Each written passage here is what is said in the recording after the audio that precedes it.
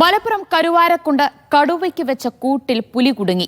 വനം വകുപ്പ് സ്ഥാപിച്ച കൂട്ടിലാണ് പുലി കുടുങ്ങിയത്. വയനാട്ടിൽ പുൽപ്പള്ളിയിലും മേപ്പാടിയിലും വന്യജീവി ആക്രമണമുണ്ടായി. പാലക്കാട് നെല്ലിയാമ്പതിയിൽ യുവാക്കൾക്ക് നേരെ ഒറ്റയാൻ പാഞ്ഞെടുത്തു.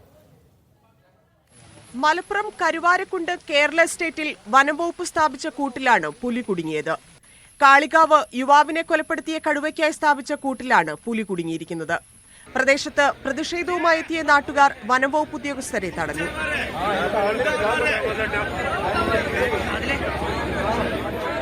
വയനാട് പുൽപ്പള്ളി മുള്ളൻകൊല്ലിയിൽ വീണ്ടും പുലി ഇറങ്ങി.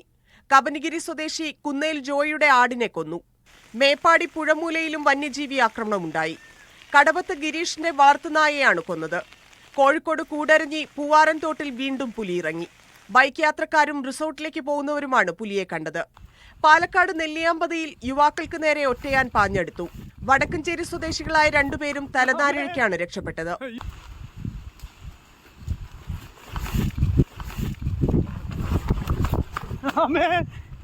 പാലക്കാട് കഞ്ചിക്കോട് ജനവാസ മേഖലയിൽ കാട്ടാന മതിൽ തകർത്തു. സിബു എന്ന കർഷകന്റെ വീടിന്റെ മതിലാണ് തകർത്തത്. ഇവിടെ വ്യാപക കൃഷിനാശവും ആന വരുത്തി. ഇടുക്കി അടിമാലി വാളറയിൽ ജനവാസ മേഖലയിൽ കാട്ടാന ഇറങ്ങി. പ്രദേശവാസിയായ റൈജുവിന്റെ വീട്ടുമുറ്റത്താണ് ആനയെത്തിയത്. അതിരപ്പിള്ളി മലക്കപ്പാറ സംസ്ഥാന പാതയിൽ 1.5 മണിക്കൂറിലധികം കാട്ടാന ബസ്സിനു മുന്നിൽ നിലയുറപ്പിച്ചു. കബാലി എന്ന പേരിൽ അറിയപ്പെടുന്ന ആനയാണ് ബസ്സിനു മുന്നിൽ വന്നു നിന്നത്. വിവിധ ബ്യൂറോകൾക്കൊപ്പം ന്യൂസ് ഡെസ്ക് മീഡിയ 1.